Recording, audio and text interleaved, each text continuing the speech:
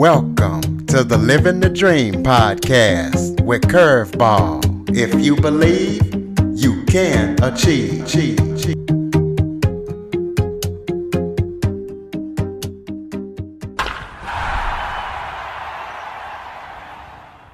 Hello and welcome to another episode of Living the Dream with Curveball.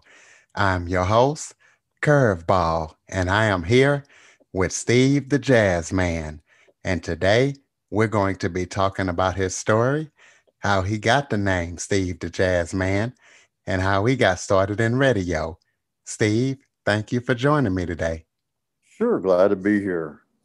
Let's start off by telling everybody kind of who you are and a little bit about yourself. Okay, well, I'm a native of Wichita, Kansas, and graduated from Wichita State University with a degree in speech with radio, TV as the areas I focused on, which, obviously makes a lot of sense. But then I went on after working in the broadcast field for about 3 years out of college, wound up going to work for what is now Intrust Bank, and worked in the bank card division. And then I wound up going into HR for a few years. And then all of a sudden I found myself involved in reviewing the bank telephone system. I had a committee that was formed with someone from different departments, and I loved it. And so I wound up moving into a position where I administered the telephone system for the bank, programmed all the phones, the desk phones and the voicemail and that type of thing. And then it expanded into more data than just voice. And I got into actually handling the high-speed data circuits between the bank locations in 3 states, the ATM circuits and that type of thing. And basically wound up putting in about 38 years there before I officially quit having to go to a day job. And during the time when I was finishing up college and got out of college, I worked for a small country music station here in town and did the midday shift for a while and then afternoon drive. And it was at that time when the owners made some pretty poor decisions and basically ruined the station that I jumped ship and went to work for the bank. But in 1989, one of the people that I worked for at the country music station called me up, and Steve McIntosh, who is on KNSS in the mornings now. And he wanted to know if I wanted to be on the radio again. And I said, doing what? And he said, I need somebody to help me do severe weather coverage, evenings and overnights and on weekends. And of course, being a ham radio operator, I've been a ham radio operator since 1972. And so I did that from 89 until 2002. And it was not really a bad gig, but yet on the other hand, it was very stressful because sometimes I was not able to even participate in family events because if there was potential of severe weather or we had weather in the area, I had to stay home and work. And then sometimes if weather would develop late at night, midnight, 1, 2 in the morning, whatever, I'd have to be on the radio. And then I still had to get up and go to my job at the bank. So it got to be kind of grueling. And then it all kind of, as radio does, it all kind of came to an end in 2002. But by that time, I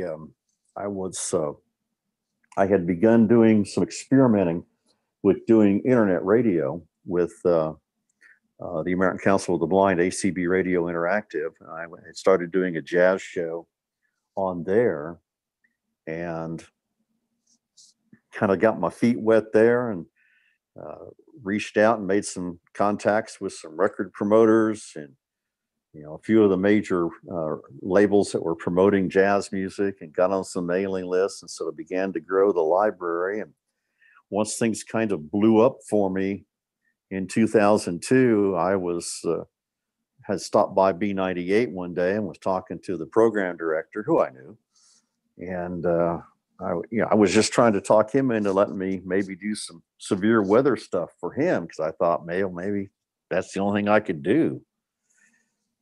And all of a sudden, I don't know how it came out of my mouth, but all of a sudden my mouth said, or I could do a jazz show for you. And he says, a jazz show? I said, yeah, maybe Sunday. And he goes, I've been wanting to do a jazz show. And in 5 minutes, we had a deal. I mean, he knew me. I didn't have to do an air check or anything. He just said, okay. And we had a deal. And so in November of 03, I started doing the Sunday morning jazz show on B98 FM, also, and every Sunday. And that is still going today. And thank goodness. So let's talk about that. You say Okay. you didn't know if you could do it. Explain to people, you were doing all this stuff, working at the bank, getting kicked off in radio, and you're blind. Yes. And How did you manage to do all this stuff? Because I know what a lot of blind people say about radio is that a lot of it's gone touch screen now, so it's difficult to do. How did you manage to do all the ATM stuff with the bank and do your stuff that you do in radio? well, with the bank, of course, everything essentially, I could get access to what I needed to on the computer. I could program the desktop telephones on the computer. There's the system that I used was accessible, and the voicemail machine that I could log into. Back in those days, you used a modem. Oh my gosh. Anyway, it was 100% accessible. Everything worked fine. Now, when it came to the actual circuits, then I just had to rely on my database, with all the circuit IDs. And if I had a problem, then I would pull up that circuit, and I had the circuit ID number. Then I could call in a trouble report and then pass along, I have got a problem with such and such a circuit, have them check it out.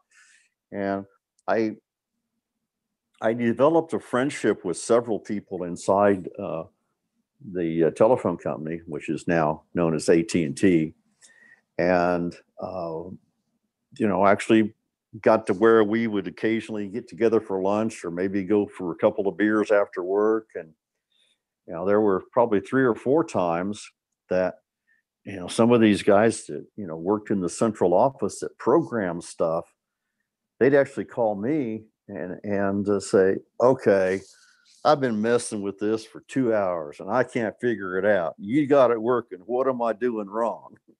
And so, they'd tell me, and I'd say, okay, you need to put, maybe you need to put a 10-digit phone number in there, not a 7-digit, something strange like that. But it was cool to get to know those people.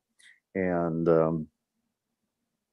so we did that. And so actually, I didn't really have much trouble with accessibility until the conversion was made to the Cisco voice over IP system. And then accessibility just flat went out the window. It was not accessible at all. And that was a pretty rough time. And then through some upgrades, then things became accessible because everything basically converted to what appeared to be a web page. And so everything was there, but the amount of information on that screen was unbelievable. I can't even begin to tell you how many settings there are for a desktop voice over IP phone. There are hundreds of settings that you can do. And I was just beginning to try to get my feet wet and get that under my belt and begin to understand things when basically my job came to an end. So I officially retired. So how did you navigate the radio world being visually impaired? Were things all touchscreen as they might be now, or were they kind of like more accessible than they are now? Well, what's interesting with internet radio, it's all on your computer. Um, Everything is on the computer. For my small studio, I have a small mixer where I roll my microphone through it, and then my best friend is a broadcast engineer, so he wired me up the interface from a telephone, so I've got the ability to pull phone line audio right off of there, and it's good and clean and sounds good. I can take audio from auxiliary sources, whether it be a cell phone or whatever. So I can feed different sources through that mixer, and then that all feeds into the software that I use to actually do the broadcasts on the internet radio stations. And that software, I'm actually using a rather old software package because it does an excellent job, and it does a really nice job of a lot of things, mixing the music together. However, they have over the years slowly moved to a totally graphical interface. And the version of this software now that runs on Windows 10 is not accessible at all. And I've been in communication with them. Unfortunately, this company is in Australia, so I can't call them. It's all email, which I don't like, but I'm waiting now to see if they will get back. I've asked them if they'd make a simple change in that, give me a classic view. Go back to this version of the software, give me a classic view, and then I can run that version on the Windows 10 computer. And because right now, under my desk, I have 4 computers because of trying to keep everything accessible and working. And if I could get to the point where I could run Windows 10, I could get down to 2 computers. But that's a whole nother story. But so I'm just using this software, and for the radio station, it has gone through several changes. I do the program from my studio at my house, so accessibility still is not a problem because I'm still running. I've got one computer running Windows 7, and then strangely enough, I've got one computer running XP, which supports some of the older software that I'm still using till I can get this company to make some changes. And I know people are thinking that's probably crazy, but I think XP was one of the best window packages that Microsoft had out there. It was clean, it was straightforward. It just had some security holes in it, and that's why it got pushed to the side. But so I'm still able to use that software. And for several years, I actually used an app on my iPhone because since it gets kind of complicated, but since I'm not an employee, I'm a contract person, they would not provide me access to the building because on Sunday, there's nobody there. And well, there used to be an engineer there, and he and I worked together quite nicely. But now with all the cutbacks over the last few years, there's nobody there. So there's no engineer there because I used to just send the music in and then it got played. And I used this app on my phone. So I would basically back announce a segment, and I could give current information about the temperature and the weather, and if I was giving away something, then I could announce the winner's name. And in other words, it was almost live, and Yeah, it's that called was voice tracking. well, it kind of. But I mean, I had certain timing parameters. I had to get it done in certain time elements because then it picked that stuff up within seconds after I recorded it and put it on the system, and it ran live on the air. And that worked fine as long as the engineer was there. But then when they got rid of the engineer, then they said, you can't use that anymore. because the company that supported that app, they quit supporting it. So they dumped it and they said, well, there's no support, so you can't use that anymore. So right now, until they replace the engineer and get somebody back in the studio, I've got to record my show and then send it into the station, and it loads automatically and plays. It's just part of the mess of COVID-19 that I'm having to deal with. Right. Now, as you know, I just graduated broadcasting school, so I use Station Playlist Studio for my internet radio shows. But do you think, with the way radio has evolved over the years, do you think a blind person could go into a traditional radio studio to actually work in the station? Why or why not? I hate to say it, no, it's going to be almost impossible. Without having a sighted person there, it's going to be almost impossible these days, because everything is geared with touch screens. And I mean, if I physically go into the radio station, I can't run anything. If I go in and need to produce commercials, I go into the studio and sit down, and one of the other guys actually runs the mixer and does that kind of thing for me. So it's unfortunate, but the other downside to what's happening in radio today is these big corporations are all downsizing, and it is getting harder and harder and harder for anybody to get a job in radio, whether you're fully sighted or blind or whatever the case may be. I mean, I have been trying for years to find another radio station that would let me, produce a Sunday morning jazz show for them.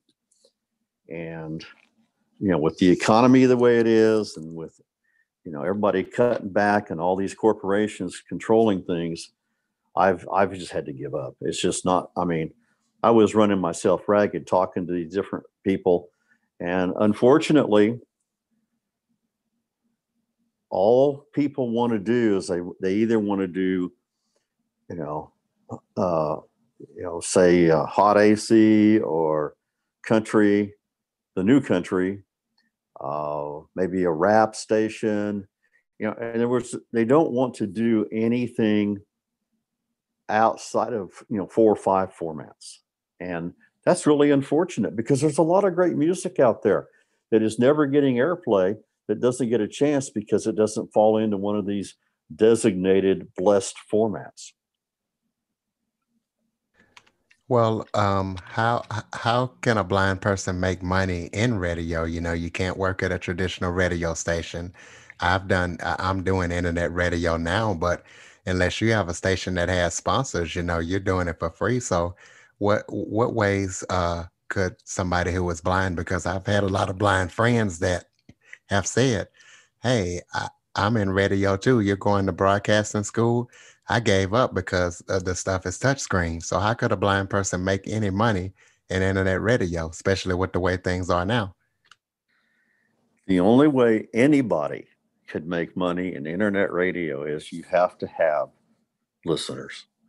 And it takes a lot of time and effort to build a listener base. And it's tough to make money in internet radio. And the reason why it's tough is because you've got so many sources for music out there now. And forget all the great internet radio stations that are out there, and there's some pretty cool ones. But you've got your Spotify, you've got Pandora, you've got Apple Music and Amazon Music, and whatever else music that's out there. And the trick or the key is when you do start an internet station or do a show on an internet station, you've got to give people a reason to listen. If you're just going to sit there and play music and announce the songs, that's not reason to listen.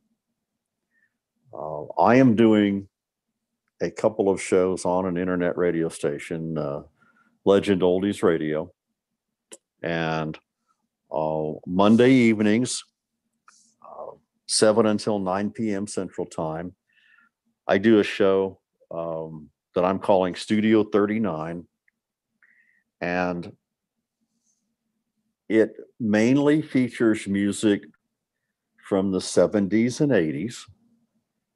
And every show has a feature story that I pull from different podcasts that I listen to. And recently, for example, it was a speech by Annie Glenn, John Glenn's widow. And it told about her disability. And then I also include a short monologue segment about 5 minutes long toward the beginning of the show, where over the week, I gather some short news stories. And I try to pick things that typically aren't in the news. And so I include those stories. And depending on the topic, I'll take listener calls, I'll take requests. And I've been doing that show now. I can't even think when I started it. I think, isn't that terrible? I cannot remember when I started doing that show again. I want to say I started it last summer, last July or August. And after doing it for, a little over a year, I am just now starting to see a few more people discovering the show. I mean, I put it up on Facebook and, through an email list and that type of thing. But one of the biggest problems that I have with internet radio is trying to convince people to shut the television off and listen to the radio again. And that is a huge problem because there are so many people that are so addicted to the television. I can't tell you how many people I know, they get home, they walk in, they turn the TV on. They have no intention of watching it. It's just got to be on. But then there are other people that literally have a schedule of shows they record. And I was with breakfast with some people the other morning, and one of the old guys, I mean, he's a retired guy. He said he's got so many shows recorded that he doesn't know if he'll ever have time to watch them all. And so people are addicted to television. And I don't have cable TV. And it just blows people's minds, that you don't have cable? Well, how do you get your TV shows? I said, I don't, and I don't care. Because most of the stuff on television is pure crap as far as I'm concerned. So, trying to get people to pull away and not watch that TV is hard. I do, to contrast, at Monday nights, I said I do from 7 to 9 p.m., I do that variety show. And then on Friday, because, back in the 70s in college, and I was getting out of college, I worked for that country music station. If I'm going to listen to country music, I like the classic country. I don't like this new stuff at all. And so on Friday, I do a 2-hour classic country show. And I've got a brother-in-law and sister-in-law. They love country music. I got them to listen one time. And they loved it. They thought it was great. But will they turn off their television to listen to me? No. Got to have that TV on. So it's a battle to get listeners. And the only way you're really going to get listeners on an internet station, again, is to give people a reason to listen. And you'll have to spend a lot of time and effort promoting it, probably going to cost you some money to really promote it heavily and to try to get the word out somehow. And I'm not going to spend money to get the word out, because me doing these internet shows, part of it is with the COVID stuff. Uh, I'm, I'm probably got a little more time on my hands that I really want. And so I'm doing the shows, and they're fun. And if my lifestyle changes and I don't have time to do them anymore, I may drop one, I may have to drop both of them. But I try to put out a product every week on both shows, the country show and the one on Monday evening, that is going to give people, it's just going to give people a reason to listen. For example, I subscribe to Apple News, and I have several sources and a couple of country music news sources. And what I do is I try to come up with, for the country show on Friday, I try to come up with 5 stories. And I mean, they could be simple. One that I did recently was kind of cracked me up. I was talking about how Dolly Parton wants to be on the cover of Playboy magazine for her 75th birthday in January. And, I talk about that a little bit, and then I play a Dolly Parton song. So, I try to tie music to the stories, and it's kind of fun to do. So my cousin, who lives down in Houston, Texas, summed it up real good after, I got her listening to her and her husband listening to the show on Monday night. And she says, it's just like the old days when people used to sit around the radio in the living room. This is before television. You sit around the radio, and the family would all be there, and you listen to the radio. And she said, that's what your show is like on Monday nights. And she said, you don't get to hear people doing radio anymore as far as talking. And because sometimes I'll just get an idea and I'll just start talking. And it might go into a rant where I climb on my virtual soapbox and sort of unload. But then on the other hand, I could just talk about memories, about something. It could be something that a song would remind me of. I don't go in with a plan. I play it by ear, and some weeks I talk a lot, other weeks not much. It just depends on what's going on in the world and how I feel. So, but as far as making money on internet radio, that is a tough one. It's tough for anybody, because you're not going to get anybody willing to spend money on advertising unless you can get a sizable number, and you can use almost any number you want. But, let's just say you've got 1,000 people listening. That may be enough. Some of the big companies, you may have to have 10,000 people listening.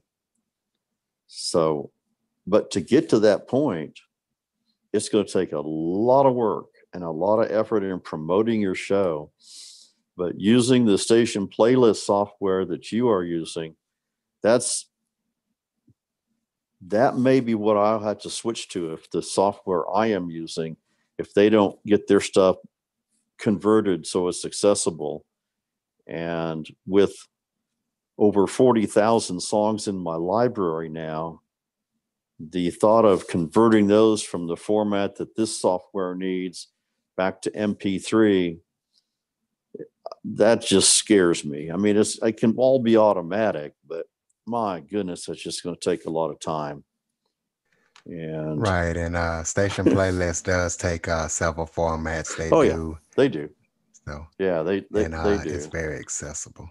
But like for example, on my shows, what I'll do is on certain songs I'll give the peak what they peaked at on the charts in the year, and different information about them. I'll kind of do that, and people seem to like that as well.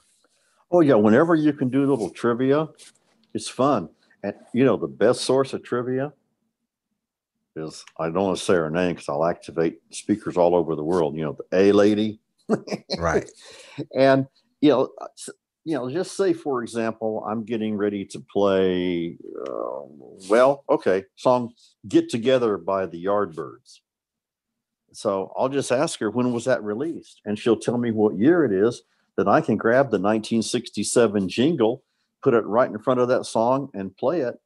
And throw out little trivia like that, and that adds a lot to the show.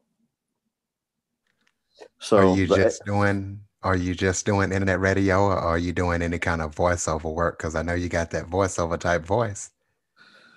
I have not had any luck in doing any voiceover for any stations. Again, everybody's cutting back. All of these corporations are cutting it back as lean and mean as they can get it. And, other than my show on Sunday mornings, I'm just doing the internet stuff for fun. And I do have some connections with one local advertising agency here in town, and I have helped them produce a few commercials. And during the pandemic here, most of the people there's 4 radio stations out there that I'm connected with that they're owned by iHeart. Just about everybody is working from home, and the chief engineer and the operations manager are really the only 2 people in the building. And the gentleman that's the production director, he's a good friend of mine. And he called me one day and he said, "I got a problem." And I said, "Oh man, you're desperate. You're calling me?" And he said, "I've got 2 clients that they record their commercials over the phone." And he said, "But I don't have any equipment in my studio. I can't do phone stuff." I said, "Well, let me do it for you." So, I worked, they were both car dealers. And so I worked with both of them. And it just so happened that both of the guys had iPhones. So we were able to use FaceTime. And so I had darn near studio quality off of their iPhones. And so, I produced their commercials, and, I had their jingle, and I put everything together and sent it to my friend, and boom, it's on the radio. And it sounded good. I was really pleased with the way those came out. So, I'm trying to get other work, but it is so competitive out there. There are so many radio people out of work. And so you've got so many people trying to do voiceover work and trying to do production work. And it's a field that is just hard to crack. And I'm so thankful I've got a little tiny little piece of it that I'm holding on to, and trying to do whatever I can to save it. And with the jazz show, we work with an upscale shopping center here in town called Bradley Fair, and we do outdoor concerts every June. Now, of course, we couldn't have them this year, but those concerts started in 2000, and we'll do 6 of those a year. And it's a lot of work, because not only do I interview every artist that's going to be doing a show, which I put on my radio show, but I produce music mixes that the sound people play on the sound system before the show. Sound check is usually around 3:30 or 4 in the afternoon. And when that's over, then they start playing the music that I produce with appropriate messages. And then that rolls right up till showtime at 7:30. And then I get to go on stage with somebody from the radio station, and the both of us, then we MC the shows.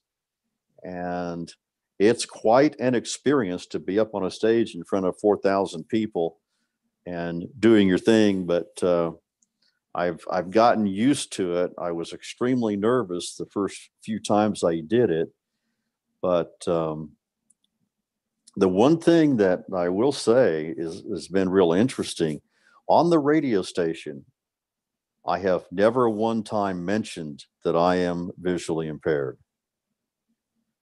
Now, out at the venue where we're doing the concerts, I've got anywhere from 10 to 14 pages of Braille information about sponsors and prizes we're giving away, special announcements that the shopping center wants us to make, and that type of thing.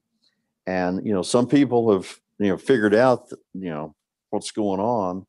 And a few people have come up and asked me questions, okay, can I feel the Braille? I've never, what's it feel like? And that's fine. But on air, I've never made one comment about it. And I just kind of keep going. The first time, this is funny, the first time that I was to MC a show, I got up there and I was talking with, my contact from the shopping center, and I asked her, I said, well, is there a, table or anything up here I can put my Braille on? And she said, no. So I just have to, put it on my belly and read it. They put a wireless microphone in front of me on a stand, so I don't have to hold a microphone, because there's no way I could hold a microphone and hold the Braille and read it and turn pages. It just wouldn't happen. But I work close with the sound guys, and they just put a wireless mic on a stand in front of me, and then I go up there and just go through the material and do it. So I've tried my best to become as efficient as possible.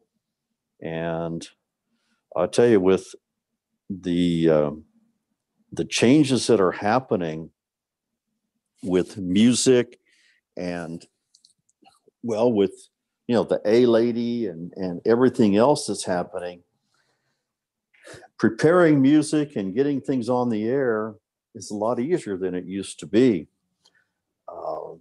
About 50% of my music today, I download direct from record labels that provide it to me.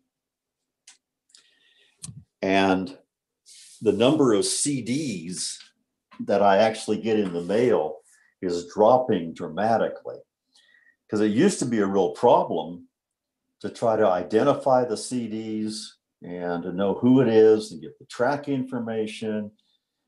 And, fortunately, I did have some sighted help with doing some of that.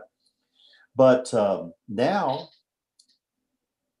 you just have to ask your phone, what's the song? And it'll tell you almost all the time what you're listening to. So I can identify songs on new CDs, and I can get track listings and, that type of thing real easy. And so identifying the music now is so much easier than it used to be. So I'm using the new technology, so to speak, to get all that done, and that really helps. So I don't know, what other questions might you have? Just a couple of more. What Okay. advice would you give somebody who's looking to break into radio, or who is aspiring to get into radio these days? What advice would you give them? Well, assuming that, okay, let's take it two ways. If you're low vision, you got to make sure you have a way that you can read regular print without any problems. If you're using magnifiers or whatever, CCTVs or whatever the case may be, you got to be able to read the print and do it in such a way that you don't let your papers get in the way of your microphone. So you got to have access to the print, because they're not going to provide you with material in a special format. If you are blind or visually impaired, you better be a Braille reader, and a good Braille reader, because, say for example, if they want me to do a commercial, they'll send me the copy in email, And then, I grab it and run it through the Braille translation software and print it out in Braille. And uh, man, I'm telling you, these people that write these commercials anymore try to squeeze about 45 seconds of material into a 30-second spot. And you've really got to be able to read that Braille and read it fast. And it's a challenge, but you're just not going to, if you're blind and you're not a Braille reader, you might as well forget it. Because you've got to be able to read Braille and read it good. It's got to be efficient, and you've got to have access to it, or you're not going to make it, because there's so much material you have to go through. And it also has to be, you have to be able to read efficient enough to where you're not rushing. You're reading it, how you need to read it, but you're not just rushing to it like this. Right. And I know sometimes what I do, and especially on these commercials, when they put too much copy in, and I don't know why they do this, because I think a commercial is more effective if you can speak at a decent rate, because I'm not sure people listen that closely when you're going 90 miles an hour. But, oftentimes what I'll do is one or two sentences, and then I will pause and just kind of get my breath, and then, get everything in place. And then just, I read through them and just, hit the next sentence or two. And then when it comes time to edit, I put it all together, and, I get a lot closer to making it all fit. Because most radio stations, if, for example, it's a 30-second commercial, they'll let you fudge. You can get maybe to 32, maybe 33 seconds, not much more than that. But if you're doing commercials, say the audio for commercials that are going to be aired on television, there's no fudge. Because I work with one client that they take the audio that I produced with him, and then that's sent over to the TV station, and they put the video with it. And there's no fudging. If it's a 30-second commercial, it can't be 30 seconds and 2/10 of a second, 30.02, nothing. It has to be, 30 seconds is the max. So they say try to get it at 29.5 seconds. And so you're not up against that hard wall. So there's a lot of effort in production to try to get things squeezed down, and especially if they're putting too much content in. It's a challenge, because most of the people that write the commercials aren't on air people. They're they're just writing them, and you can't gauge how long a commercial is going to be if you sit there and read it to yourself. You have to say it out loud, and 99.9% of the people won't say it out loud. Well, real quick, so my listeners can listen to you if they'd like. Give a quick rundown of your shows and where people can listen and connect with you. Okay. On Sunday morning, it's on from 9 a.m. until 12 noon Central Time. And if you use your iHeart app, or Ask the A Lady, or Google, or Siri, or whatever, to play either KRBB as Kilowatt Romeo Bravo Bravo, KRBB, or 97.9 B98 FM, it should play it just fine for you. It's streamed on the internet all over the world. On the internet station on Monday evening, 7 until 9 Central. On Friday, 3 to 5 p.m. Central. And I also actually do a jazz show on Saturday on the internet radio station, kind of a different version of what I do on Sunday. And the difference is, on the internet radio station, I can get away with playing a lot longer tracks than I can on the radio station. But that is on from 11 a.m. to 1 p.m. Central Time. All three of those shows are on Legend Oldies Radio. And again, you can ask the A Lady, Google, Siri to play Legend Oldies Radio. And it's on TuneIn if you have that app on your phone. Or you can just go to the website legendoldies.com and listen on your computer. So that's the different ways you can listen on the internet to that kind of thing as well. Right, ladies and gentlemen, there you have it. Steve Bauer, aka Steve the Jazz Man. Steve, thank you so much for joining me You today. bet, man. Glad to do it. For more information on the Living the Dream podcast, visit www.djcurveball.com. Until next time, stay focused on living the dream.